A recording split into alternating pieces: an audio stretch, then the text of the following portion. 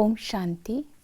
16 नवंबर 2021 की साकार मुरली से होमवर्क। आज हमारा रूहानी उस्ताद हमें पद्मा पदमपति बनने की युक्तियाँ बता रहे हैं। पद्मा पदमपति बनने के लिए बाबा ने स्मृति दिलाई कि जो भी आपके खजाने हैं उन खजानों को सेवा में लगाकर सफल करेंगे। हर सेकंड, हर संकल्प को व्यर्थ नहीं जाने देंगे। जब सेवा में लगाएंगे तो बुद्धि का भटकना भी बंद हो जाएगा। तो जितना खजानों को सफल करेंगे उतना ही हम पद्मा पदमपति बनते जाएंगे, क्योंकि ये हमारे अंदर दातापन का संस्कार पैदा करता है। जितना इन खजानों का दान करेंगे उतना खुशी भी बढ़ती जाएगी। बाबा ने आज की मुरली में बोला कि जितना तुम ज्ञानवान बनते हो उतना ही धनवान बनते हो। अर्थात ज्ञान को जीवन में धारण करते हैं और उसका स्वरूप बन करके दूसरों को भी धारण कराते हैं। तो धारण कराना अर्थात कमाई करना।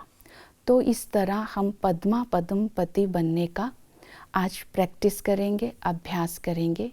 दूसरा, बाबा ने कहा कि मैं जो तुम्हें तदबीर बताता हूँ अपनी तकदीर बनाने के लिए, तुम्हें बाप का कहना मानना होगा और अपने को करेक्ट करना होगा। तो जितना हम धनवान होंगे तभी धनवान हो सकते हैं अगर हम ज्ञान का स्वरूप बनेंगे। करेक्ट करना अर्थात ज्ञान का स्वरूप बनना है।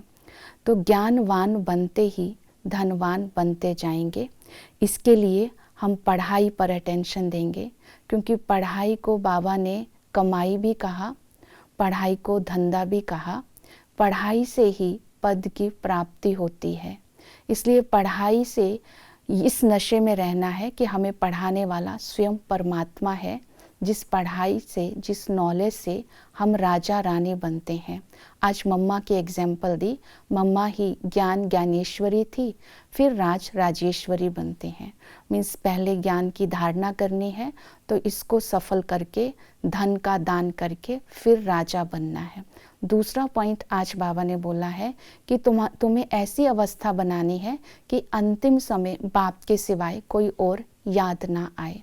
तो ऐसी अवस्था बनाने के लिए आज साइलेंस का बल जमा करेंगे, बार बार अभ्यास करेंगे। मैं शांत स्वरूप आत्मा हूँ। जितना स्वधर्म में स्थित होंगे उतना ही हम विकर्मों से मुक्त होंगे, अर्थात कर्म इंद्रियों से विकर्म नहीं होगा। जितना हम बाबा की याद में रहेंगे, याद की यात्रा में रहेंगे, उतना पापों का बोझा उतरता जाएगा।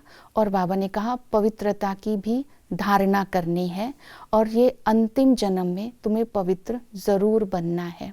तो पवित्र भी तभी बन पाएंगे अगर हमारा योग का बल जमा होगा।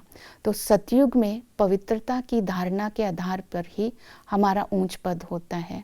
तो इस समय हमें श्रीमत पर चलकर एक धर्म, एक भाषा, एक राज्य, इसका ध्यान रखना है, अर्थात चिंतन करना है। हर कदम श्रीमत पर भी चलना है। तो इस तरह जब हम श्रीमत पर चलेंगे तो अंतिम समय बाबा ही याद आएगा और किसी के साथ कुछ भी लेन देन करके हिसाब किताब नहीं बनाना है, ताकि हमें अंतिम समय वो देहधारी याद ना आए। तो इन दो बातों को आज की मुरली से हम धारणा में लेंगे। ओम शांति।